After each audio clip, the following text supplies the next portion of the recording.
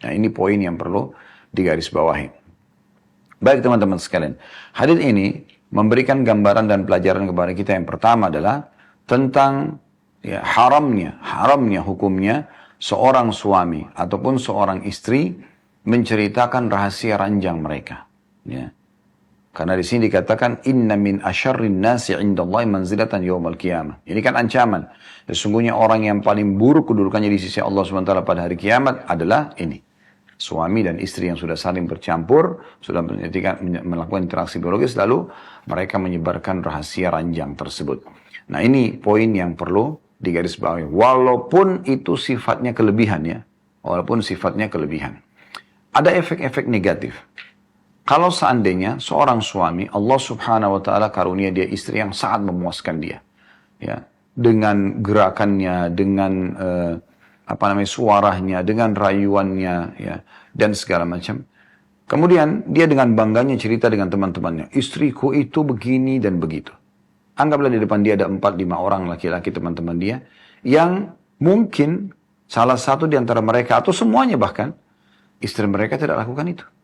Ini banyak sekali efek sosialnya. Efeknya secara kejiwaan juga besar sekali. Dia akan merasa, oh, kok istri saya tidak buat ini? Kemudian bisa saja dia bicara sama istrinya. Itu istrinya si fulan melakukan begini dan begitu. Mungkin istrinya tidak bisa terima itu. Kok bisa kamu dengar rahasia orang misalnya?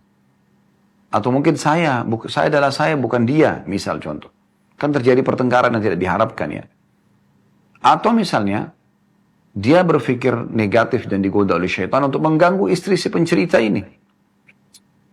Dan berbahaya sekali karena ungkapan-ungkapan sampai ke lengkukan badan digambarkan seakan-akan semua orang yang sedang diajak bicara di depannya ini melihat dengan mata secara langsung gitu ya.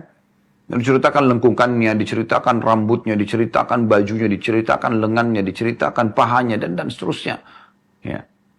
Maka ini bahaya sekali karena ini kan rahasia luar biasa. Mungkin sang istri dengan niat baiknya ingin menunjukkan semua itu agar suaminya menikmatinya. Bukan untuk diekspos keluar sana. Maka tentu saja nanti laki-laki hidung-hidung belang ini akan bisa menggunakan ya dan mengemas bahasa-bahasa itu seakan-akan mengetahui rahasia si wanita ini. Dan akhirnya terbuka pintu-pintu syaitan dan terjadi perselingkuhan misalnya. Bahkan lebih jauh daripada itu bisa terjadi pemerkosaan. Dan ini bahaya sekali. Begitu juga sebaliknya. Kalau kita beri contoh. Kalau seorang wanita. Allah karuniai dia seorang suami yang sangat memuaskan dia. Masya Allah semuanya dia puas dari sisi biologis. Sampai dia betul-betul ya udah tidak bisa mengucapkan dengan kata-kata. Karena suaminya selalu ya memuaskan dia dari semua sisi yang dia harapkan. Kelembutannya ya gerakannya, harumnya dan seterusnya. Maka dia pun menceritakan pada 4-5 orang teman-teman wanitanya. Yang kebetulan mungkin salah satu atau semuanya di antara mereka suaminya tidak seperti itu. Apa yang terjadi? Mungkin tadi salah satu di antara mereka atau mereka akan berbicara pada suami mereka. Itu suaminya temanku buat begini dan begitu. Suaminya dia akan marah. Kok kamu tahu tentang rahasia suaminya orang lain? Dan bisa kemana-mana nih. Ya, bahasa yang bisa jadi pertengkaran. Atau malah sebaliknya, mereka yang digoda oleh syaitan dan tidak punya keimanan atau kurang keimanannya akan menggoda suami si pencerita ini. Terjadilah perselingkuhan. Ya. Dan dia akan menggunakan 1001 jalan ya, untuk menggoda suami si pencerita tadi. Ini kan efeknya bahaya sekali. Jadi selain daripada perbuatan tersebut dosa, karena dia akan menjadi orang yang paling buruk di sisi Allah SWT pada hari kiamat. Dan kita tahu dunia ini sebentar kita akan lalu dan kita semua akan menuju ke hari kiamat. Hampir setiap sholat ya, kita membaca Maliki Yaumiddin. Raja hari ya, pembalasan. Hari kebangkitan. Rukun iman kita yang kelima kita yakin ada hari kiamat. Dan hari kiamat orang berharap selamat. Masuk ke surga karena tidak ada tempat lain. Dan selamat dari api neraka. Surga kenikmatan abadi atau neraka siksaan abadi. Semoga Allah jadikan kita penghuni surga insyaAllah tanpa hisab firdaus yang tertinggi. Dan semoga Allah selamatkan kita dari api neraka. Allahumma amin. Ya. Maka orang ini sangat buruk kedudukannya pada hari kiamat. Hanya karena menceritakan rahasia ini. Anda tetap menjadi status suami istri atau sudah bercerai. Perhatikan baik-baik. tetap menjadi rahasia Anda berdua. Selesai. Jangan pernah terukir atau keluar ya gambaran tentang masalah hubungan biologis Anda itu. Ini poin penting sekali untuk digarisbawahi ya. Akan menjadi buruk sekali kedudukannya pada hari kiamat nanti.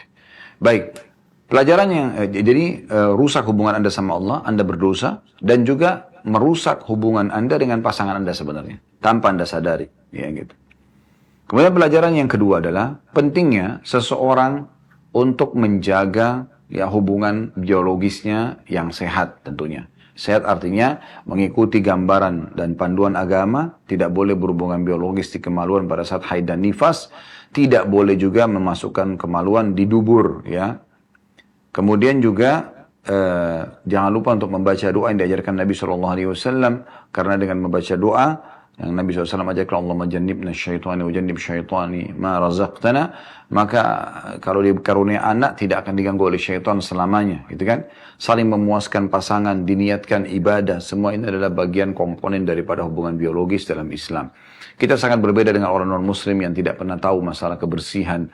Mereka maaf, kalaupun buang air besar mau kecil mungkin mereka tidak cebok. Kalau kita memang najis, tidak mungkin sholat tanpa cebok misalnya. Kita juga tidak akan mungkin menggauli darah haid dan darah nifas, sementara Allah SWT mengatakan yas'alunaka 'anil mahid qul huwa adzam fa'tazilun nisaa fil mahid, dalam surah Al-Baqarah surah nomor 2 ayat 222, yang artinya ditanyakan kepada Muhammad tentang haid juga nifas masuk dalamnya, katakan dia adalah penyakit ya, maka jauhilah wanita untuk digauli di kemaluannya di saat itu ya. Kalau sudah suci itu tidak apa-apa ya.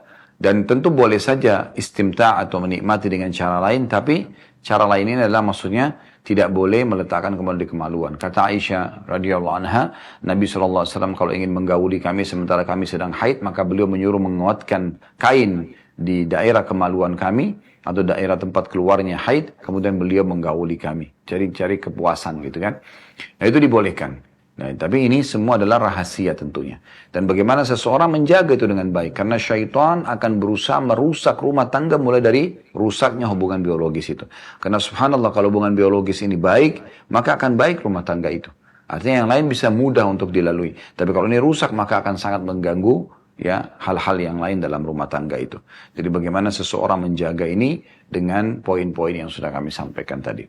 Baik, kita akan masuk teman-teman sekalian hadis yang kedua dalam bab ini, hadis nomor 691.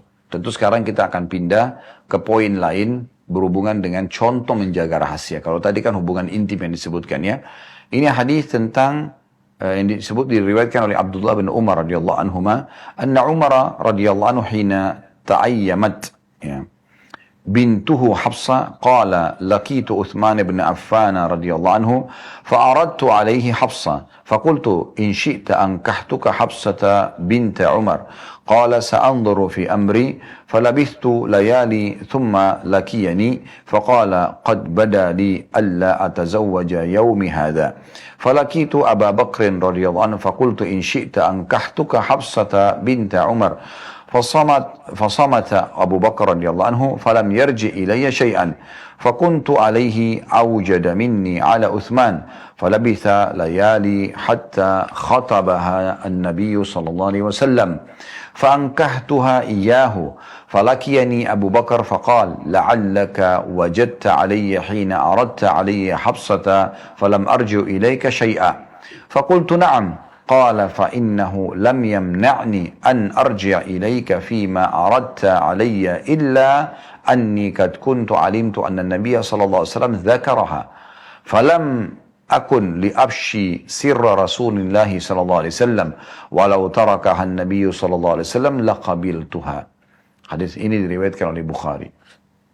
Terjemahannya, kata Abdullah bin Umar radhiyallahu anhu bahwa Umar bin Khattab radhiyallahu anhu ketika putrinya Hafsah radhiyallahu anha menjanda, dia berkata, kata Umar bin Khattab, aku telah bertemu Uthman bin Affan radhiyallahu anhu, lalu aku menawarkan Hafsah kepadanya seraya aku berkata, jika kamu mau aku akan menikahkanmu dengan Hafsah binti Umar. Uthman menjawab, saya akan memikirkan lebih dulu. Selang beberapa hari dia menemuiku lalu berkata, saya sudah memutuskan untuk tidak menikah pada saat ini. Kemudian aku pun menemui Abu Bakar radhiyallahu anhu, maka aku berkata, jika kamu menghendaki, aku akan menikahkanmu dengan Hafsah, putri Umar.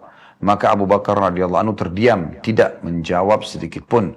Aku lebih marah dalam kurung jengkel karenanya daripada penolakan Uthman. Lewat beberapa hari kemudian, Hafsah pun dipinang oleh Nabi SAW. Maka aku pun menikahkannya dengan beliau. Kemudian Abu Bakar menemuiku lalu mengatakan, barangkali, hai Umar, kamu marah kepadaku saat kamu menawarkan Hafsah kepadaku, dan aku tidak menjawab sedikit pun. Maka aku pun menjawab, iya. Lalu Abu Bakar berkata, sesungguhnya tidak ada yang menghalangiku untuk menjawab tawaranmu, kecuali karena aku telah mengetahui bahwa Nabi SAW menyebut-nyebut Hafsah. Aku tidak ingin membuka rahasia Rasulullah SAW. Seandainya Nabi SAW meninggalkannya, tentu aku sudah menerimanya. Hadits ini atau riwayat ini teman-teman sekalian mulia sekali ya. Kita bisa lihat bagaimana ya kisah yang cukup panjang dan pelajaran yang cukup banyak yang bisa kita ambil tentunya dari riwayat ini. Saya akan langsung masuk ke faedah dari hadis dan sekaligus insya Allah seakan-akan kita menjelaskan atau mensyarah daripada hadis ini. Faedah pertama dari hadis adalah bolehnya seorang muslim untuk menawarkan anak perempuannya ke laki-laki soleh. Ya. Jadi kalau dia melihat ternyata ada laki-laki yang layak untuk jadi anak mantunya, untuk menjadi suami anak perempuannya, maka jangan dia ragu untuk menawarkannya. Di sini kita bisa lihat sikap Umar radhiyallahu anhu, di saat Hafsah anaknya menjanda, dia tidak menunggu.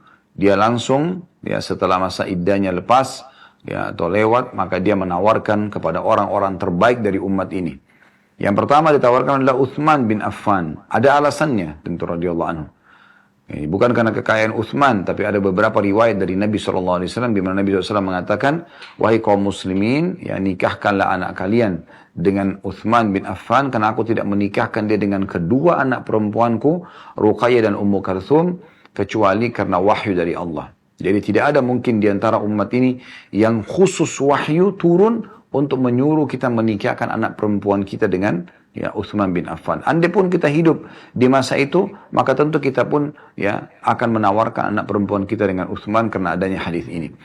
Lalu kemudian Uthman menolak pada saat itu, kemudian ditawarkanlah kepada Abu Bakar, dan Abu Bakar pun terdiam, belum memberikan jawaban tentunya, dan sudah dijelaskan dalam hadis ini, karena memang Nabi SAW sudah menyebut-nyebut Hafsah. Tapi pelajaran pertama yang bisa kita ambil, bagaimana seorang muslim boleh ya bahkan satu hal yang sangat positif untuk sibuk mencarikan jodoh yang baik, laki-laki soleh untuk anak perempuannya. Tentu boleh juga ini terjadi mencari anak perempuan yang salihah untuk anak laki-lakinya, ya.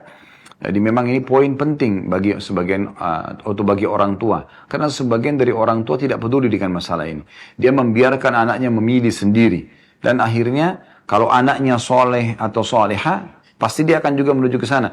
Tapi kalau tidak, maka mungkin dia akan ya terpengaruh dengan teman-temannya dan mencari pasangan yang tidak layak sama sekali untuk menjadi panduan hidup. Hanya sekedar tertarik secara fisik, hanya karena sekedar suka-sukaan, atau naudzubillah mungkin ada yang hamil duluan sebelum nikah ya. Maka ini hal-hal yang sangat negatif. Oleh karena ini pelajaran penting sekali. Bagaimana sosok orang tua ibu dan ayah tidak melepas anaknya sampai bahkan dalam pernikahannya. Dan bukan hanya sekedar pada saat dia gadis dan bujang. Tapi di sini kasus Hafsah adalah sudah menjanda. Ayahnya, walihnya sibuk untuk mencarikan orang-orang saleh. Ya. Dan saya sudah bilang tadi, mencari yang terbaik dari umat ini diambil daripada dua figur ini, Utsman bin Affan dan Abu Bakar radhiyallahu anhu. Padahal sebenarnya banyak orang yang sepadan umurnya dengan ya Hafsah, tapi Umar bin Khattab mencari orang yang terbaik untuk anak gadisnya atau anak perempuannya. Nah, di sini sudah janda ya. Pelajaran yang kedua dari hadis yang bisa diambil adalah bolehnya seorang muslim menerima atau menolak lamaran. Bolehnya seorang muslim menerima atau menolak lamaran, ya. Di sini Utsman bin Affan ya, langsung memberikan jawaban setelah beberapa hari memikirkan dan merenungi penawaran Umar bin Khattab. Kemudian dia memberikan jawaban kalau dia tidak mau untuk menikah di saat itu. Dan ini bahasa yang sangat santun ya. Sebenarnya dia tidak mungkin dia tidak cocok, mungkin dia memang belum ingin menambah istri mungkin ya. Walaupun poligami terjadi pada masa itu ya, dan memang umum terjadi di kalangan para sahabat. Yang di saat itu Utsman bin Affan punya istri, Abu Bakar punya istri, dan Hafsah ditawarkan oleh Umar bin Khattab untuk anaknya untuk menjadi melalui hidupan poligami ya. Jadi di sini bolehnya seorang muslim menolak lamaran ya. Kemudian pelajaran yang ketiga yang bisa diambil adalah bolehnya seseorang mendahulukan poligami dari monogami. Karena Umar bin Khattab menawarkan anaknya Hafsah untuk poligami. Ya. Dia lihat maslahat dan mudaratnya. Karena banyak orang kadang-kadang berpikir, tidak, anak saya lebih baik nikah sama bujang saja. Gitu kan. Padahal sebenarnya belum tentu bujang lebih baik daripada orang yang sudah beristri. Gitu kan. Yang penting tentunya orang yang layak dan saleh. Gitu kan. Juga punya transparansi dalam masalah pernikahannya. Ya, bukan tentu sembunyi-sembunyi. Ya. Ini juga pelajaran. Pelajaran yang keempat yang bisa diambil adalah bolehnya ya, seseorang atau harusnya seseorang untuk menjaga rahasia saudaranya muslim. Ya. Dan ini jadi pelajaran kita bagaimana sikap Abu Bakar radhiyallahu anhu. Rupanya sebelum dia ditawarkan oleh Umar bin Khattab agar menikahi Hafsah, karena pada saat kalau itu Abu Bakar siap pada saat itu maka dinikahkan langsung oleh Umar, gitu kan. Bisa langsung jadi istrinya. Tapi Abu Bakar tidak berbicara apa-apa. Kenapa? Ada alasannya disebutkan dalam akhir hadis ini. Karena dia mengatakan Nabi SAW menyebut-nyebut Hafsah. Nah, perlu kita garis bawahi, penyebutan Nabi SAW terhadap nama seorang wanita, itu berarti beliau ingin menikahinya. Gitu kan? Nanti di sini Hafsah kasusnya. Karena disebutkan Hafsah berarti pernah penyebutan tentang masalah akan menikah. Dan terbukti betul. Beberapa hari saja lewat dari diamnya Abu Bakar, maka Nabi SAW pun menikahi Hafsah. Dan di sini alasan Abu Bakar kenapa dia tidak ingin memberikan jawaban kepada Umar, karena dia sudah tahu lamaran Nabi akan datang. Dan dia biarkan saja Nabi SAW yang menyampaikan kepada Umar. Bukan dia yang menyampaikannya kepada Umar gitu kan. Untuk menjaga rahasia Nabi SAW, karena ternyata ini adalah pembicaraan antara Nabi SAW dengan Abu Bakar pada saat itu. Dianggaplah misalnya Abu Bakar ini si A, Nabi SAW si B. Si B berbicara dengan si A, saya ingin melamar si C. Hafsah di sini posisinya, gitu kan. Maka posisi Abu Bakar di sini subhanallah, bukan karena dia lihat kesempatan nih, Hafsah janda, dia nikahi duluan. Enggak. Tapi Nabi SAW sudah lebih dulu mengucapkannya dan dianggapnya sebuah rahasia seorang muslim. Dia punya harapan, dia ingin menikahi Hafsah. Maka Abu Bakar pun menahan diri dan lebih mendahulukan Nabi SAW. Selain beliau memang Nabi, ini berlaku pada umumnya kita. Artinya kalau ada seorang muslim dan saudaranya muslim lebih berharap untuk menikahinya, silahkan. Didahulukan saja. Gitu kan. Karena di sini kata Abu Bakar, kalau seandainya Nabi SAW tidak menikahinya, aku akan menikahinya. Karena di sini Abu Bakar memang diajak bicara oleh Nabi SAW bahwasanya Nabi akan menikahi Hafsah. Nah ini juga dianggap rahasia oleh Abu Bakar. Ini luar biasa ya. Karena memang Nabi berbicara hanya dengan Abu Bakar tentang akan melamar Hafsah. Jadi bukan malah menunggangi keadaan dan kesempatan ini justru untuk ya menikahi Hafsah. Padahal sebenarnya Umar memang sedang menawarkan kepada Abu Bakar. Ya. Tentu memang di sini karena Nabi SAW posisinya sangat mulia ya. Tapi kita bisa, kita pun mungkin kalau sedang berhadapan dengan hal yang sama dengan Abu Bakar, kita pasti akan dahulukan Nabi SAW. Bahkan anak-anak kita pun kita akan nikahkan dengan Nabi SAW. Tetapi yang pelajaran bisa kita ambil, selain Nabi SAW, kalau ada seorang muslim dan saudaranya muslim, mengatakan, saya ingin melamar si fulan. Itu dia punya, anaknya si fulan misalnya. Dia punya anak gadis. Saya dengar anaknya soleha, anaknya begini dan begitu. Saya rasa cocok. Si A bicara sama si B dengan ini. Si B nggak boleh menunggangi keadaan di sini. Karena ini sudah rahasia, dia sudah bicara. Lalu kemudian karena dia tahu, oh sana punya kelebihan. Dia lamar duluan. Enggak. Dia berikan kesempatan saudaranya muslim. Karena ini seakan-akan sebuah rahasia. Gitu kan. Dan dia boleh saja melamar kalau memang saudaranya ini batal. Ya, Allahu a'lam. Baik, kita akan masuk teman-teman sekalian hadis lanjutannya, hadis nomor 692 dan 693, dua buah hadis sekaligus menutup bab ini setelah yang satu ini. Utsman bin Mad'un radhiyallahu anhu, salah satu sahabat yang banyak di antara kaum muslimin belum mengenalnya. Dia termasuk as-sabiqun al-awwalun, orang-orang yang pertama masuk Islam di fase Mekah. Dan dia sosok yang memimpin hijrah ke Habasyah atau Ethiopia. Serta juga dia hijrah ke Madinah sehingga mendapatkan 2 pahala hijrah sekaligus. Dan sempat hadir di Badr, serta kemudian dialah orang yang pertama dimakamkan di kuburan Baqi. Semua keutamaan ini berkumpul pada sosok Uthman bin Maz'un. Ghazwa Weekend Festival 2023 Semarang menyambut Ramadan 18 Maret 2023 mulai pukul 9 pagi di Masjid Raya Al-Jabbar, Bandung, Jawa Barat. Dimeriahkan dengan rangkaian acara Bazar Ghazwa Weekend,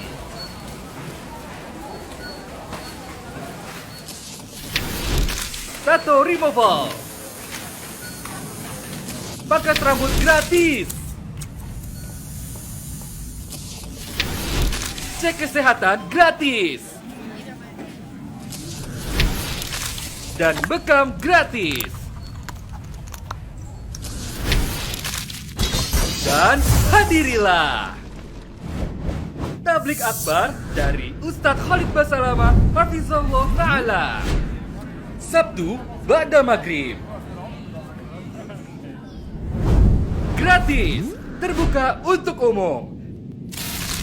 Jangan sampai terlewatkan. Wahai anak muda, berzikir atau diamlah. Karena sungguhnya yang sedang kita antar sudah tidak bisa berzikir lagi. Hadirilah tablik akbar di Kota Bandung. واتقوا يوما ترجعون فيه إلى الله. Hati-hatilah kalian dengan hari di mana kalian akan dikembalikan kepada Allah. Masjid Raya Al-Jabar, Bandung, Jawa Barat. Jangan terus-menerus lalai. Cukuplah yang telah berlalu. Kalau yang berlalu adalah kebaikan, bersyukurlah dari amal soleh. Kalau perbuatan buruk, maka bertaubatlah. Kalau kamu masih hidup hari ini, perbaikilah amalmu hari ini. Selagi masih ada kesempatan, bersama Ustadz Khalid Basalamah, insyaallah Sabtu 18 Maret 2023, 27 Sya'ban 1444 Hijriah, ba'da maghrib waktu Indonesia Barat. Baik teman-teman sekalian, kita melanjutkan 2 buah hadis yang tersisa dalam bab ke-85 ini, masalah menjaga rahasia. Dan kita akan langsung bacakan saja hadis ketiga dalam bab ini dan urutan 692 dari awal belajar, ya. Yang berbunyi dari Aisyah radhiyallahu anha. Beliau berkata, "Kunna azwajun Nabi sallallahu alaihi wasallam 'indahu fa aqbalat Fatimah radhiyallahu anha tamshi ma tukhti'u mishyatuha min mishyati Rasulillah sallallahu alaihi wasallam syai'a."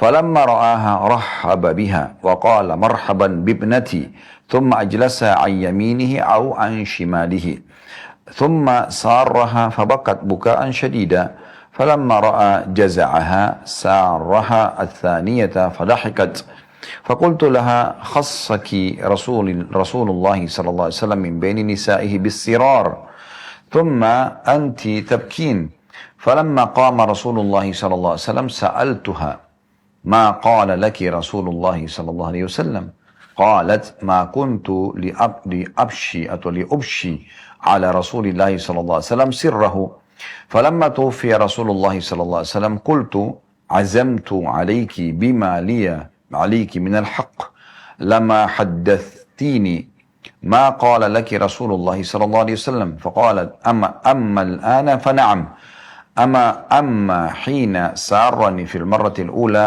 فأخبرني أن جبريل كان يعارضه القرآن في كل سنة مرة أو مرتين وأنه أعرضه الآن مرتين وإني لا أرى الأجل إلا قد اقترب فاتق الله واصبري فإنه نعم السلف أنا لك فبكيت بكائي الذي رأيت فلما رأى جزعي سارني الثانية فقال يا فاطمة أما ترضون an takuni sayyidata nisa'il mu'minin aw sayyidata nisa'i hadhil ummah fadahiktu dahikin ladhi ra'aiti.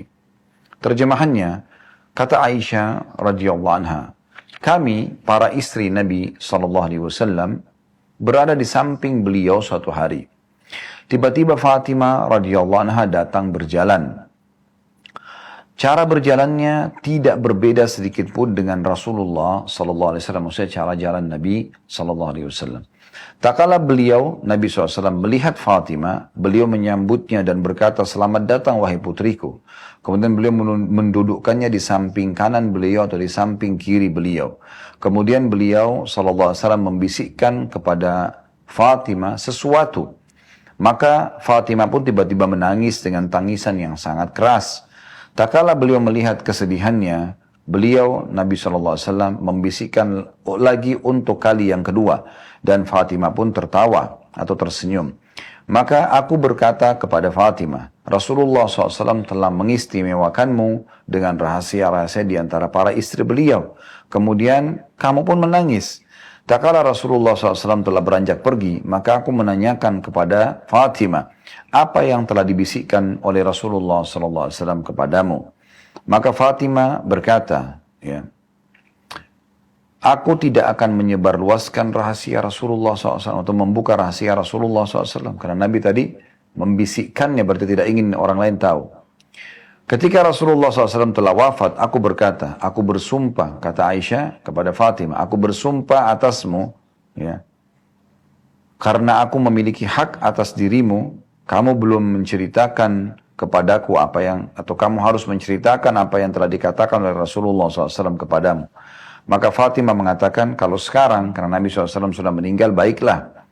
Pada bisikan pertama, beliau SAW memberitahukan kepadaku bahwa Jibril senantiasa mengulangi bacaan Quran kepada beliau sebanyak 1 kali atau 2 kali dalam setiap tahun.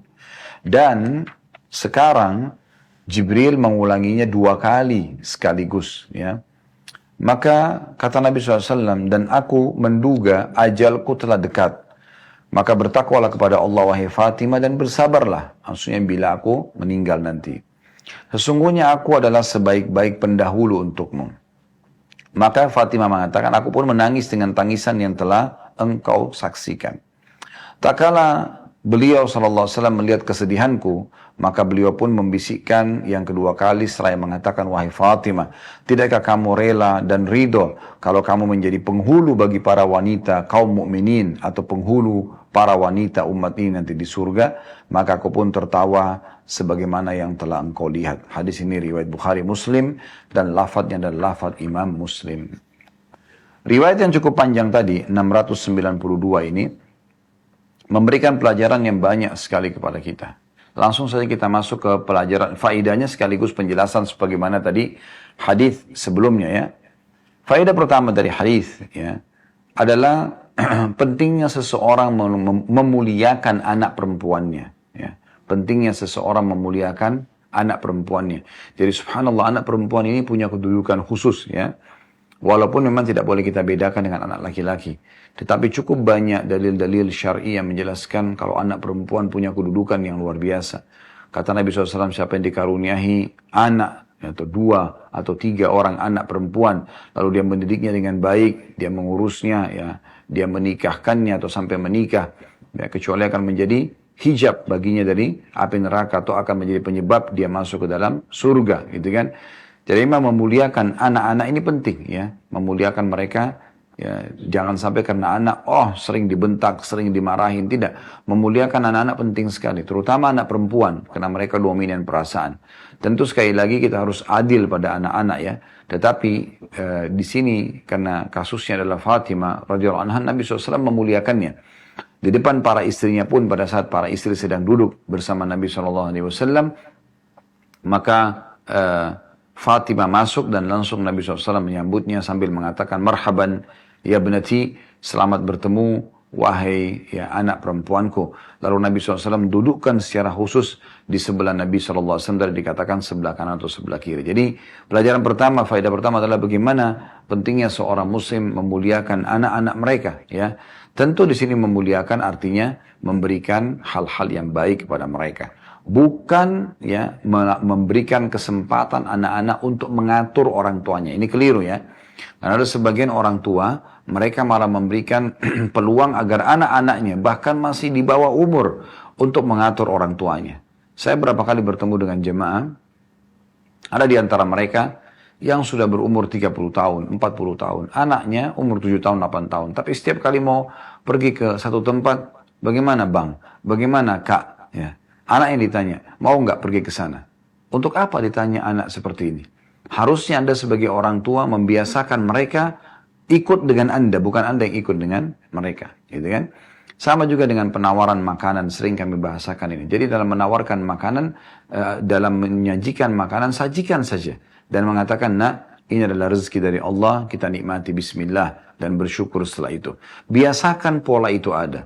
Kalau kapan Anda selalu menawarkan, mau makan apa, akhirnya nanti makanan-makanan yang Anda tawarkan ini, kapan tidak bisa Anda siapkan, mereka akan kecewa pada Anda. Dan ini awal pintu kedurhakaan, tanda kutip di sini.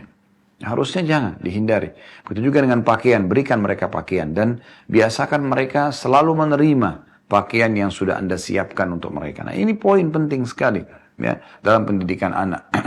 Dan tentu sambil kita muliakan mereka, maksudnya kita berikan makanan yang terbaik, minuman yang terbaik, pakaian yang terbaik, tempat tinggal yang terbaik, ya, panduan hidup, nasihat-nasihat yang baik, lembaga pendidikan yang baik, ya, fasilitas yang umum yang digunakan kamar tidur, ranjang, lemari, baju dan seterusnya, semua kita berikan yang terbaik dengan niat untuk memuliakan anak-anak kita, itu dibolehkan. Nah ini faedah yang bisa diambil dari hadis ya.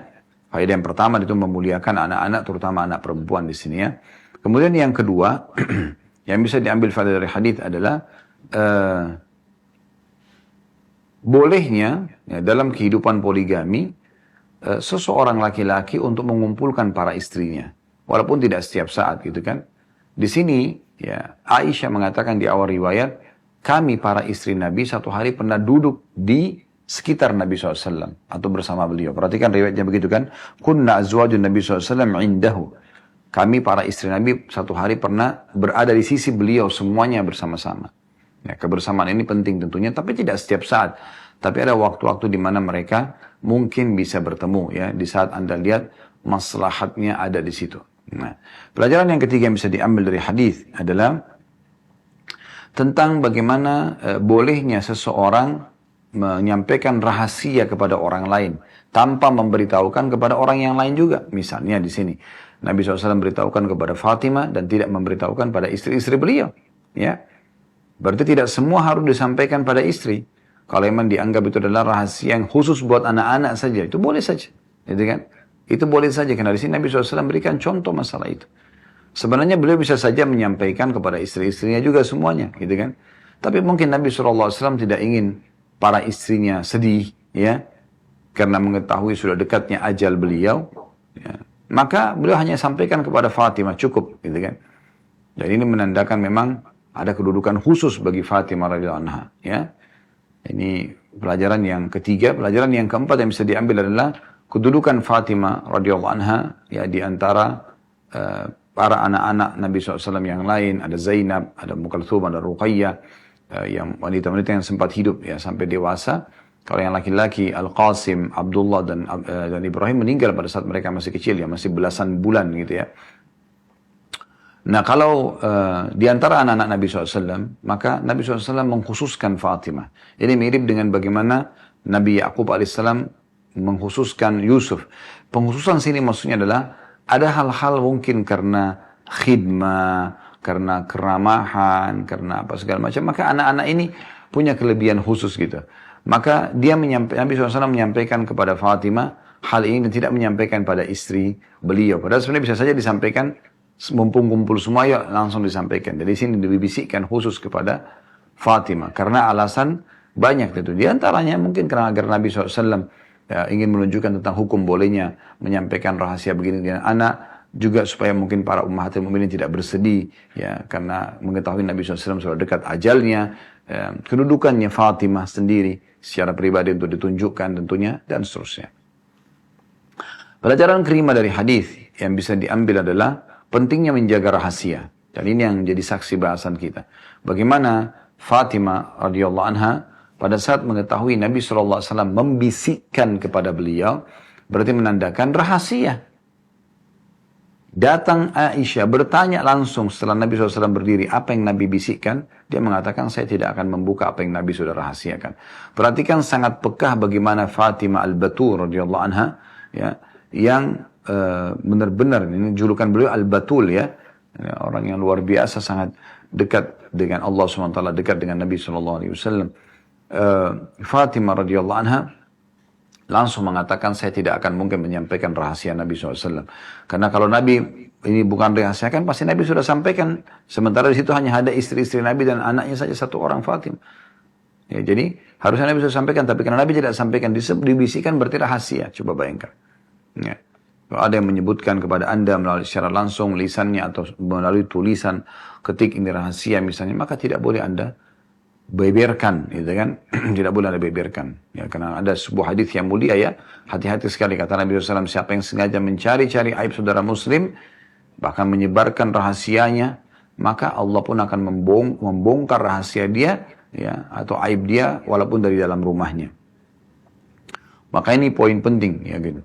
Dan ini jadi saksi bahasan kita. Kemudian pelajaran yang selanjutnya yang keenam adalah bagaimana Nabi SAW ya, mengetahui dan merasakan kalau ajal beliau akan dekat atau sudah dekat, ya. Jadi ini adalah tanda-tanda di mana Nabi SAW mengetahui, oh ternyata dengan seringnya Al-Quran diulangi, tadinya setahun sekali atau setahun dua kali, maka sekarang bisa langsung 2 kali selalu berturut-turut, maka berarti menandakan ajal sudah dekat, ya. Dan seorang mukmin memang harus selalu yakin dengan ajal yang sudah dekat, ya, tanpa harus berangan-angan terlalu berlebihan ke depan. Selama Allah berikan dia umur di hari ini, maka sering kami bahasakan hari ini adalah hari emas Anda, maksimalkan. Ya, kalau masa lalu Anda penuh dengan dosa, tinggal Anda bertobat di hari ini, maka Anda akan selamat tentunya. Kalau masa lalu Anda penuh dengan amal soleh, maka sekarang hari ini perbanyak amal soleh tambahan agar nanti bisa meninggikan derajat Anda di surga. Pelajaran yang ketujuh yang terakhir adalah bagaimana kedudukan Fatimah radhiyallahu anha kalau beliau akan menjadi sayyidatu hadil ummah, ya, atau pemimpin seluruh wanita mukmin atau seluruh umat ini, wanita umat ini. Nah, ini kedudukan yang luar biasa, ya. Ini pelajaran terakhir bagaimana Fatimah radhiyallahu anha dinobatkan, dan ini melalui wahyu kalau dia adalah pemimpin wanita-wanita umat ini atau umat Islam. Dan ini juga dikuatkan dengan hadis yang lain, kalau Nabi SAW mengatakan pemimpin para wanita di surga adalah disebutkan ibunya Fatimah itu Khadijah, kemudian Fatimah, Maryam, kemudian Asia. Jadi 4 wanita ini termasuk orang-orang yang mulia dan pemimpin para wanita di surga. Baik, hadis terakhir teman-teman sekalian dalam bab ini, hadis nomor 693. Yang berbunyi dari Thabit, dari Anas radhiyallahu anhu, beliau berkata, Ata aliyya Rasulullah sallallahu alaihi wasallam wa ana al'abu ma'al gilman fasallama alaina faba'athani ila haja fa'abta'tu ala ummi falamma ji'tu qalat ma habasaka qultu ba'athani Rasulullah sallallahu alaihi wasallam li haja qalat ma hajatuhu qultu innaha sir qalat la tukhbiranna bi sirri Rasulillah sallallahu alaihi wasallam ahada. Qala Anas, wallahi, law haddathtu bihi ahadan, la haddathtuka bihi ya Thabit. Hadis ini diriwayatkan Muslim dan Imam Bukhari meriwayatkannya secara ringkas. Terjemahannya, kata Anas, ya, pada saat itu menceritakan pada Thabit. Thabit ini seorang, ya, sahabat atau teman dekatnya Anas. Anas mengatakan, saya pernah atau aku pernah didatangi oleh Rasulullah SAW. Ketika itu aku bermain-main dengan anak-anak kecil, karena memang beliau masih kecil pada saat itu. Lalu Nabi SAW mengucapkan salam kepada kami dan menyuruh aku untuk satu keperluan beliau. Akhirnya aku pun terlambat pulang kepada ibuku karena sibuk membelikan hajat-hajat Nabi SAW. Ketika aku pulang, ibuku bertanya, apa yang telah membuatmu terlambat balik? Maka aku berkata, aku telah disuruh oleh Rasulullah SAW untuk membeli suatu keperluan. Lalu ibuku bertanya, apa keperluan beliau? Aku menjawab, itu rahasia. Maka ibuku berkata, jangan memberitahukan rahasia Rasulullah SAW kepada siapapun. Lalu Anas berkata, demi Allah, seandainya aku memberitahukan kepada seseorang, tentu akan memberitahukan kepadamu wahai Thabit. Thabit adalah sahabat dekat ya Anas radhiyallahu anhu majma'in. Baik, hadis ini teman-teman sekalian adalah hadis terakhir dalam bab ke-85 tentang masalah bab menjaga rahasia. Kita akan langsung masuk ke faedahnya dan juga sekaligus ya penjelasan tambahan daripada atau syarah daripada hadis ini.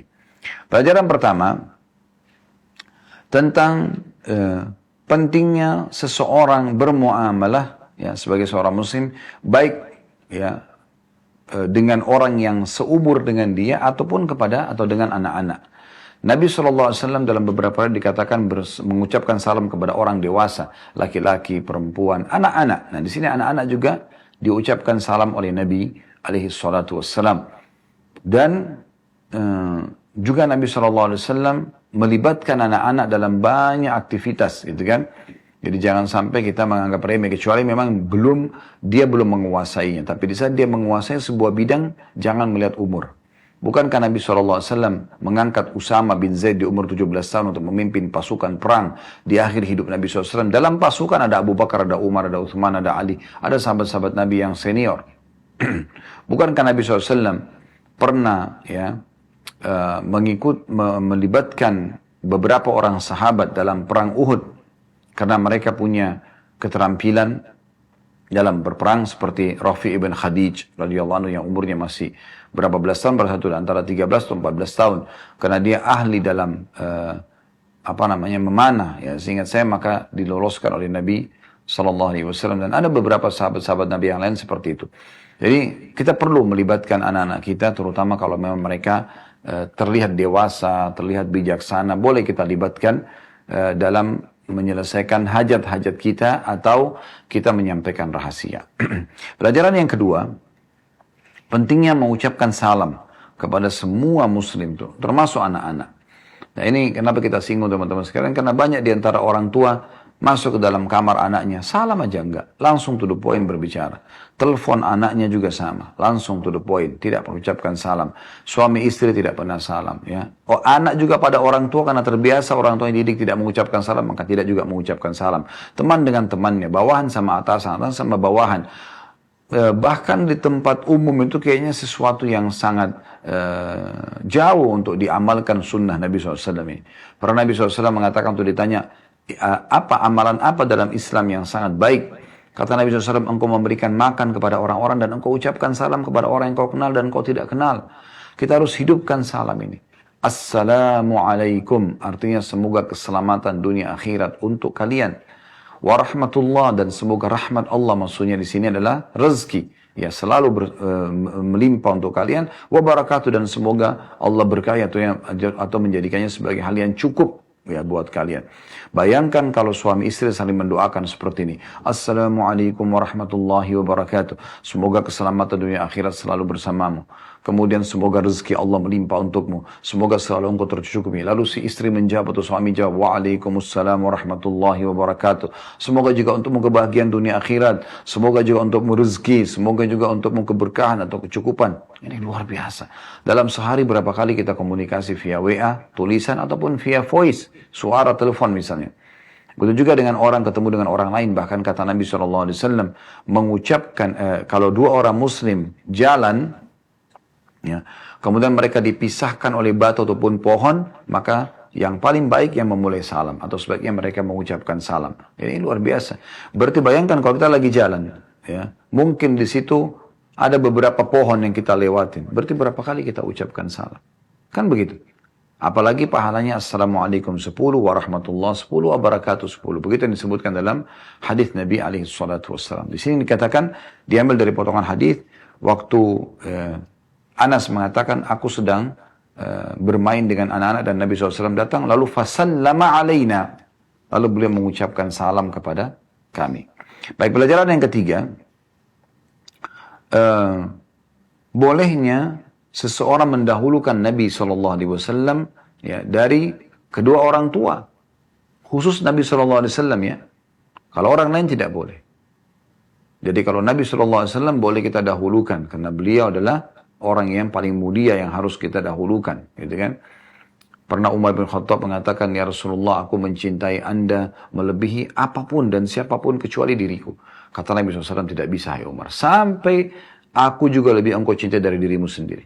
Maka Umar sedikit merenung, lalu kemudian beliau mengatakan, sekarang ya Rasulullah, aku mencintai anda melebihi diriku sendiri. Maksudnya apapun yang anda perintahkan, walaupun aku tidak suka, aku akan terima. Apa yang anda larang, walaupun aku suka, aku akan tinggalkan. Ya, maka kata Nabi SAW, sekarang hai Umar. Maksudnya sekarang baru imanmu itu bisa sempurna. Ya. Jadi di sini bagaimana Anas bin Malik telat kembali ke ibunya. Lalu kemudian, dan itu dikarenakan dia menyelesaikan hajat Nabi alaihi salatu wassalam. Pelajaran selanjutnya yang keempat yang bisa diambil adalah bagaimana seseorang penting untuk menjaga rahasia. Ya. Dan di sini diambil pelajaran bagaimana imannya juga ya. Ibunya Anas. Ya, Anas bin Malik ini ibunya wanita yang mulia ya. Kalau anda sudah tahu, alhamdulillah. Kalau belum tahu namanya atau julukannya Ummu Sulaim atau julukannya Rumaisa atau Gumaisa radhiyallahu anha. Ini salah satu wanita yang dijamin masuk surga. Dia yang membawa Anas bin Malik anaknya ke Nabi SAW dan meminta agar Nabi menjadikannya sebagai pembantu. Dan Anas bin Malik menjadi pembantu 10 tahun di rumah Nabi SAW. Anas inilah yang meriwayatkan hadis yang mengatakan, saya menjadi pembantu di rumah Nabi SAW 10 tahun, dari umur 9 tahun sampai 19 tahun. Belum pernah saya temukan Nabi SAW berkata kasar, ataupun memukul para istri dan pembantunya. Jadi ini luar biasa gitu. Memang ini ibu dan anak yang luar biasa. Ya. Dua-duanya Allah karuniai kemuliaan karena berbuat baik pada Nabi SAW. Di sini, ya, ibu ini sebagai posisi ibu. Tapi pada saat anaknya mengatakan inilah rahasia Rasulullah, maka langsung dia menimpali dengan keimanannya. Hai anakku, hai Anas, jangan pernah engkau membuka rahasia Rasulullah SAW. Dan terakhir pelajaran yang bisa kita ambil yang kelima mungkin ya, adalah pentingnya seseorang menjaga rahasia selama dia hidup. Ya. Bagaimana di sini Anas bin Malik mengatakan, hai Thabit, kalaupun saya akan ceritakan rahasia yang Nabi suruh beli atau ada hajat Nabi itu, maka engkau adalah orang yang paling layak untuk aku ceritakan. Artinya aku tidak akan ceritakan. Dan betul dijaga, ditutupi selama hidup. Dan kalau orang itu sudah meninggal, dan itu dianggap adalah satu kebaikan, boleh kita sampaikan karena Fatimah menyampaikan apa yang Nabi SAW bisikkan setelah Nabi SAW meninggal dunia. Allahu alam. Ini bahasan kita insya Allah. Dan kedepannya kita akan lanjutkan bab ke-86, bab memenuhi perjanjian dan menepati janji. Saya akan coba baca pertanyaan yang sudah masuk.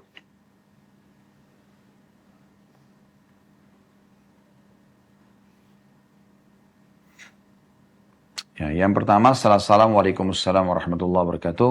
Semoga Allah senantiasa menjaga Ustaz Khalid agar terus berdakwah di jalan Allah. Allahumma amin, insyaAllah. Saya Wildan dari Depok ingin bertanya mengenai rahasia. Apa hukumnya apabila kita bekerja di sebuah perusahaan dan tanggung jawab saya di perusahaan tersebut adalah menjaga rahasia-rahasia data keuangan tersebut dari pihak audit eksternal. Sedangkan data tersebut dari pihak perusahaan sudah dimanipulasi untuk tujuan tertentu. Mohon pencerahannya Ustaz. Kalau ada kecurangan, tidak boleh Anda merahasiakannya. Itu beda. Ya. Kalau tidak, maka Anda tidak usah. Ya. Tidak usah terlibat dalam masalah itu. Misalnya kalau ada akunting yang lain ya, yang bisa diberikan tugas itu silakan, gitu kan. Tapi kalau Anda sendiri sebaiknya jangan gitu, ya. Sebaiknya jangan. Anda memberikan data ya secukupnya kepada pihak audit boleh. Tetapi Anda membantu kebohongan agar akhirnya diberikanlah ya informasi yang salah ya tentang perusahaan Anda tidak boleh. Ya. Allahu a'lam. Kemudian dari Harris, laki-laki 26 tahun dari Bandung, karyawan swasta. Assalamualaikum warahmatullahi wabarakatuh. Apakah rahasia kita diumbar oleh orang yang pernah diamanahi oleh kita? Ya.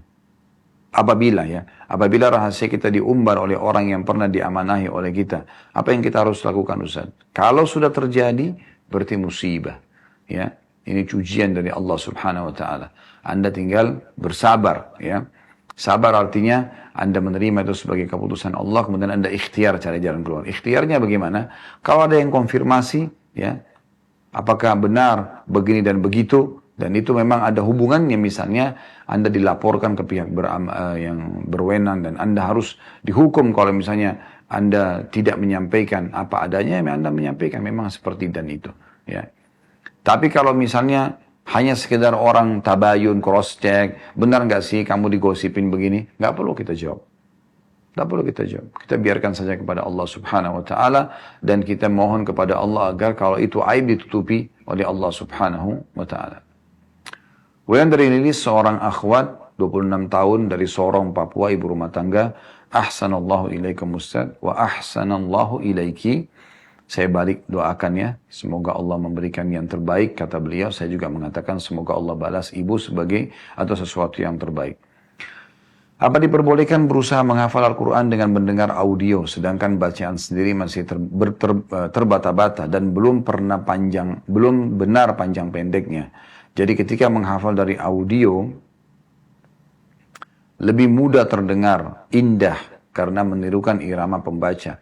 Tapi pas baca sendiri justru sebaliknya. Khawatirnya terjadi salah faham ketika orang mengira bacaan Al-Quran bagus, sedangkan aslinya belum lancar. Jazakallahu khairan. Boleh saja sebenarnya. Dan ini bagian daripada belajar kan. Justru kalau kita sudah menciplak para qari yang memang sudah benar, sudah fasih bacaannya, tentu kita akan mengikuti bacaan yang sama dan kita menghafal yang sama kan. Berarti sudah tidak salah. Nggak ada yang salah di situ. Ya, boleh saja. Dan itulah yang Anda lantunkan pada saat Anda sedang membacanya misalnya. Dengan cara yang sudah Anda tahu dari qari yang Anda dengarkan. Gitu kan. Insya Allah selama tidak ada niat riak di situ, tidak ada niat untuk pamer, tidak ada masalah. Atau Anda sengaja sombong misalnya, Anda sengaja mau menunjukkan kalau Anda sebenarnya benar, tapi sebenarnya mungkin bacaan Anda masih salah, itu mungkin. Tapi kalau Anda dalam tahap proses belajar saja, mendengarkan audio supaya lantunan suaranya seindah si qari, bacaannya panjang pendeknya juga benar, ikutin bacaan si qari, dan qarinya itu benar, maka tidak ada masalah. Dan ini Anda bisa jadikan sebagai salah satu pola pembelajaran. Anda sedang belajar di situ ya. Dan kalau setiap surah Al-Quran Anda dengar begitu kan, berarti sudah benar semua bacaan Anda nanti. Karena sudah sama dengan bacaan si qari. Baik, yang terakhir mungkin dari seorang hamba Allah, 18 tahun laki-laki di Jakarta, pelajar. Setelah Assalamualaikum warahmatullahi wabarakatuh. Ustaz, ahsanallahu ilaikum wa ahsana ilaik insyaAllah. Afwan Ustaz, ana izin bertanya. Dan afwan agak di luar tema sebab sedikit urgen. Ana masih sekolah. Ana masih sekolah Ustaz dan sebentar lagi ujian. Ana bingung Ustaz, guru ana ada yang memberikan tanda kutip bocoran soal ujian dari nomor pertama sampai akhir, dan guru ana ini bilang ke ana untuk memberitahu ke teman-teman yang lain agar soal tersebut difotokopi supaya nanti nilai ujian kamu bagus atau nilai ujian kami bagus. Ana takut ana termasuk ke dalam ancaman berbuat curang. Bagaimana hukumnya Ustaz jika ana tetap menyampaikan ini ke teman-teman ana, dan apakah ana termasuk tolong-menolong dalam keburukan jika melakukan demikian? Syukran jazakallahu khairan. Iya, dan jangan lakukan. Dan jangan lakukan. Bilang pada guru Anda ini, Pak, mohon maaf saya belum bisa lakukan. Saya takut saya berdosa dengan ini. Dan saya juga berharap Bapak tidak melakukannya ini. Biarkan saya dan teman-teman belajar dan jujur dalam menjawab ini. Ini hanya sekedar untuk menjaga supaya nilai di kampus bagus misalnya. Itu tidak benar. Ya, tidak benar sama sekali. Jadi lebih baik jangan terima, ya, kembalikan semua itu dan jangan juga berikan kepada teman-teman. Dan sampaikan kepada guru, Pak, saya takut dosa. Saya juga harap Bapak tidak lakukan, takut juga Bapak buat dosa. Kalau dia berikan kepada teman-teman Anda yang lain, nasihati teman yang diberikan itu. Kalau mereka tetap lakukan itu berarti urusan mereka kepada Allah SWT. Tapi jangan Anda terlibat dalam masalah ini. Subhanallah, orang yang sering nyontek dan dapat bocoran seperti ini akan jadi malas dan kualitasnya akan sangat jauh terpuruk. Karena dia sudah tinggal fokus baca itu dan selesai. Tujuannya untuk ujian saja. Tidak akan ada keberkahan terhadap ilmu tersebut. Tapi di saat orang belajar dengan tujuan untuk mengetahuinya, insya Allah Allah akan berkahi dan Allah juga akan mudahkan dia untuk menjawab. Allahu a'lam. Semoga Allah selalu jaga kita di atas keistiqomahan, ya, keimanan dan Islam, dan semoga Allah Subhanahu wa taala panjangkan umur kita di atas ketaatan, dan juga semoga Allah menyatukan kita semua di surga firdausnya tanpa hisab. Allahumma amin. Kalau benar dari Allah, kalau salah dari saya mohon dimaafkan. Subhanakallahumma bihamdika asyhadu an la ilaha illa anta astaghfiruka wa atubu ilaik. Wassalamualaikum warahmatullahi wabarakatuh. Utsman bin Mad'un radhiyallahu anhu, salah satu sahabat yang banyak di antara kaum muslimin belum mengenalnya. Dia termasuk as-sabiqun al-awwalun, orang-orang yang pertama masuk Islam di fase Mekah. Dan dia sosok yang memimpin hijrah ke Habasyah atau Ethiopia. Serta juga dia hijrah ke Madinah sehingga mendapatkan 2 pahala hijrah sekaligus. Dan sempat hadir di Badr, serta kemudian dialah orang yang pertama dimakamkan di kuburan Baqi. Semua keutamaan ini berkumpul pada sosok Uthman bin Maz'un. Ghazwa Weekend Festival 2023 Semarang menyambut Ramadan 18 Maret 2023 mulai pukul 9 pagi di Masjid Raya Al-Jabbar, Bandung, Jawa Barat. Dimeriahkan dengan rangkaian acara Bazar Ghazwa Weekend,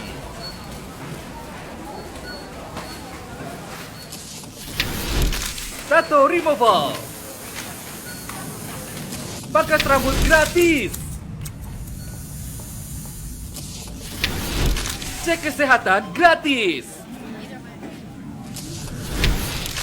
dan bekam gratis.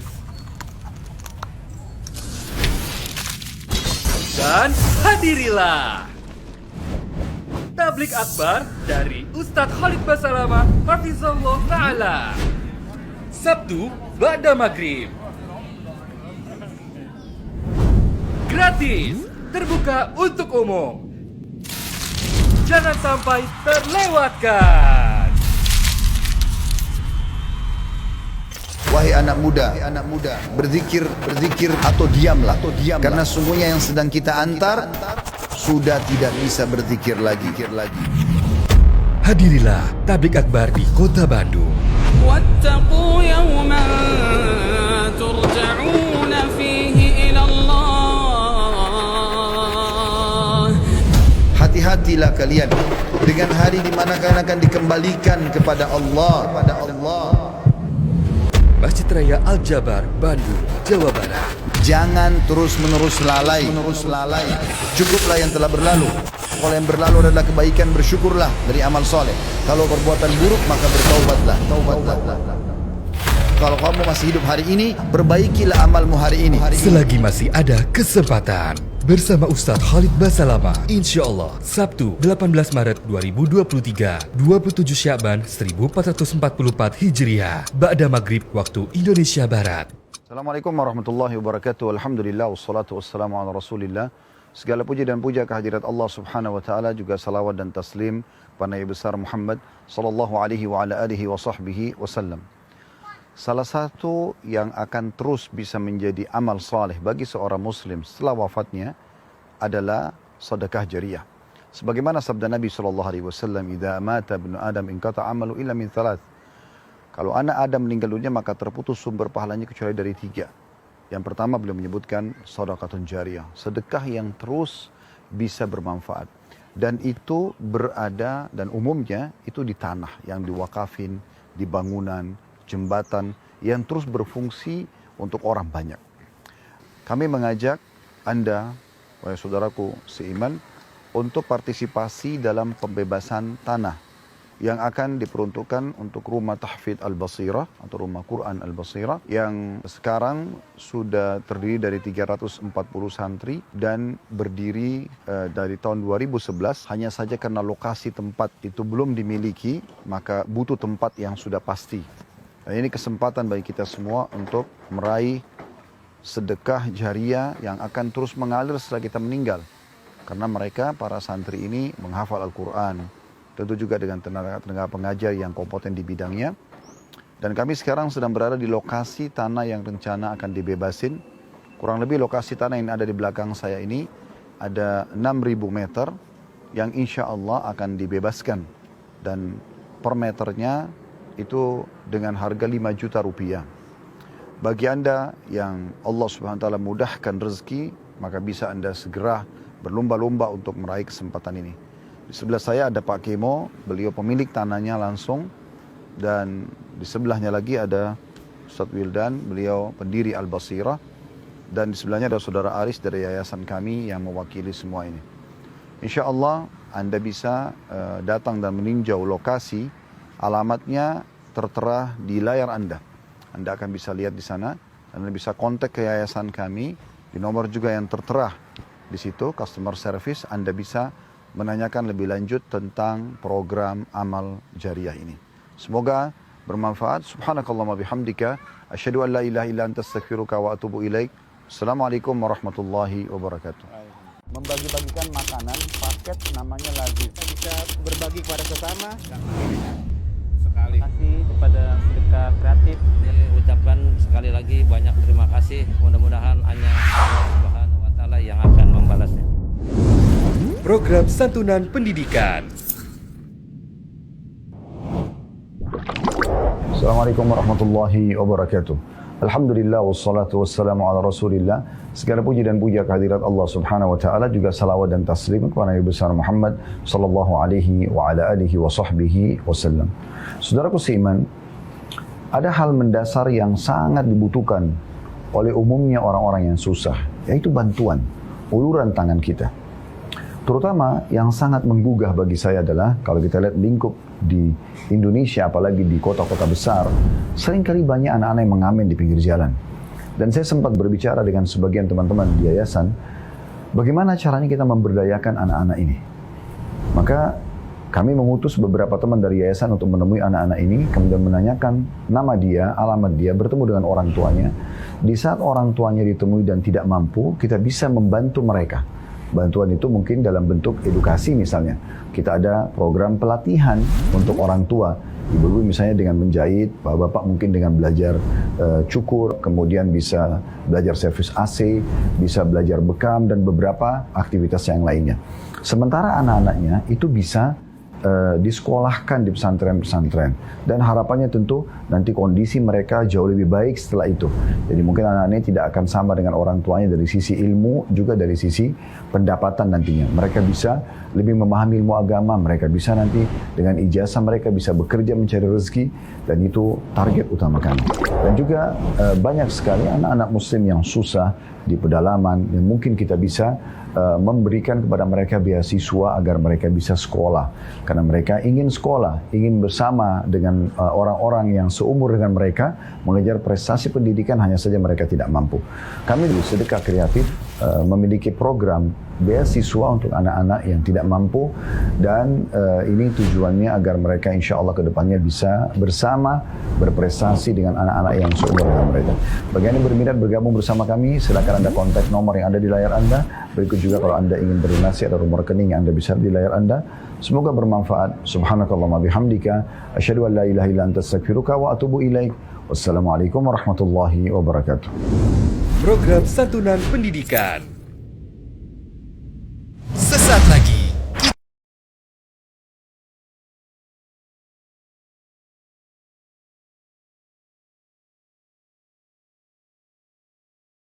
kita akan menyaksikan program Ghazwah Bagi-Bagi Hadiah Mulia dengan Islam, hanya di Ghazwah TV, media dakwah masa kini. Sesaat lagi kita akan menyaksikan program Ghazwah Bagi-Bagi Hadiah Mulia dengan Islam, hanya di Ghazwah TV, media dakwah masa kini. Bismillah, Assalamualaikum warahmatullahi wabarakatuh. Alhamdulillah wassalatu wassalamu ala rasulillah wa ala alihi wa sahbihi wa man walah, amma ba'd. Nah, Masya Allah, kembali lagi nih dalam program Ghazwah Bagi-Bagi Hadiah bersama saya Aris. Nah, insya Allah saya akan memandu kuis ini hingga 3 pertanyaan bisa berhasil dijawab oleh para pemirsa yang ada di rumah. Masya Allah, sudah sama-sama nih kita saksikan kajian Ustadz Khalid Basalamah Hafizahullah Ta'ala yang sangat luar biasa. Mudah-mudahan bisa kita ambil ibrohnya dan kita aplikasikan dalam hidup kita sehari-hari. Yang Masya Allah tadi kita memetik banyak sekali pelajaran daripada apa yang sudah Ustadz Khalid sampaikan. Nah, sekarang kita punya 3 pertanyaan nih yang Masya Allah setiap hari kita bagi-bagi hadiah gratis untuk para pemirsa Ghazwah Bagi-Bagi Hadiah di rumah. Langsung saja telepon ke line telepon 0811 330 5353 dengan passwordnya. Ketika saya bilang Ghazwah Bagi-Bagi Hadiah Mulia dengan Islam passwordnya. Nah, jadi teman-teman silakan. Ya, ada 1 pertanyaan spesial yang hadiahnya juga spesial terutama nih. Ya, sudah ada penelpon masuk nih. Assalamualaikum. Waalaikumsalam warahmatullahi wabarakatuh. Ghazwah Bagi-Bagi Hadiah? Mulia dengan Islam. Masya Allah, dengan siapa di mana? Ani Sutarti di Bangkalan. Anis di Bangkalan. Bangkalan tuh Kalimantan ya, Halo? Iya, Iya, gimana? Dari Banggalan ya, Iya. Iya, Banggalan Madura. tuh Kalimantan ya? Banggalan Madura. Oh, Madura, salah berarti. Nggih. Ya jadi Uwanis, ini kita punya pertanyaan dari nomor 1 sampai nomor 4. Mau pilih mana di Iya. layar? Iya. Nomor 1, nomor 2, nomor 3, atau nomor 4? Nomor 1, Ustaz. Nomor 1, Masya Allah nih pertanyaannya sangat mudah nih. Tadi sudah disimak kajian Ustadz Khalid baik-baik ya, ya? Insyaallah, alhamdulillah. Iya. Kita langsung ke pertanyaannya. Siapakah nama putri Umar bin Khattab yang menikah dengan Nabi Shallallahu Alaihi Wasallam? Habsah. Masya Allah, langsung benar. Nah, pertanyaannya Masya Allah tepat sekali. Hafsah binti Umar. Nah, nanti bisa langsung dikonfirmasi ke nomor 08111 330 5353. Nanti akan ada hadiah yang kita kirimkan langsung ke rumahnya Anissa di Banggalan, Madura. Baik. Baik Ustaz, makasih banyak. Jazakallah Sama-sama. khairan. Wa iyaki. Nah, Masya Allah nih. Sudah satu pertanyaan dijawab dengan tepat. Masya Allah. Pertanyaan kita mudah-mudah sekali. Tapi hadiahnya juga luar biasa. Jadi silakan untuk para pemirsa Gazwa TV. Gazwa bagi-bagi hadiah dimanapun Anda berada. Bisa langsung telepon ke line telepon 08111 330 5353 nih. Kita masih punya 2 kali kesempatan lagi. Nah, Masya Allah sudah ada penelpon selanjutnya. Assalamualaikum. Halo. Assalamualaikum. Waalaikumsalam. Gazwa bagi-bagi hadiah. Mulia dengan Islam. Masya Allah. Dengan siapa di mana? Kalimantan Timur. Apa dengan siapa? Ya? Dengan siapa? Nurbaya. Nur ya saya panggilnya ya. Iya. Dari Kalimantan. Nah, kita punya 3 pertanyaan tersisa dari nomor 2, 3, atau 4. Bisa pilih yang mana? Terserah. Nomor 3. Oh, Masya Allah. Nah, ini nomor 3 ini pertanyaan spesial nih. Hadiahnya juga spesial, Masya Allah. Nah, kita langsung ke pertanyaannya. Apa wasiat Nabi Shallallahu Alaihi Wasallam sebelum wafat kepada Fatimah? Yang kemudian Aisyah itu penasaran apa sih yang diceritakan sama Rasulullah gitu. Halo? Iya, Bisa diulang wasiat? Iya. Apa wasiat Nabi kepada Fatimah sebelum Nabi itu wafat? Yang kemudian Aisyah menjadi penasaran. Apa sih cerita yang diceritakan sama Rasulullah kepada Fatimah? Rasulullah Shallallahu Alaihi Wasallam menyampaikan kepada Fatimah pertama kalau ajalnya, kalau Jibril mendatanginya untuk membacanya sampai 2 kali dan mengungkapkan kalau tidak lama lagi ajalnya akan tiba. Iya. Kemudian kedua mengatakan kepada Fatimah kalau kelak Fatimah akan kelak Fatimah akan menjadi pemimpin wanita di surga. Masya Allah, tepat sekali. Jadi Nur nanti bisa langsung konfirmasi ke nomor 08111 330 5353. Nanti akan ada hadiah spesial nih, karena sudah bisa menjawab pertanyaan yang spesial juga. Jadi maksudnya? Nanti bisa langsung konfirmasi aja ke nomor admin kita di nomor 08111 330 5353. Nanti untuk konfirmasi hadiahnya. Nanti akan kita kirim hadiah dari Gazwa bagi-bagi untuk Nur. Oh, jadi nanti ditelepon ya?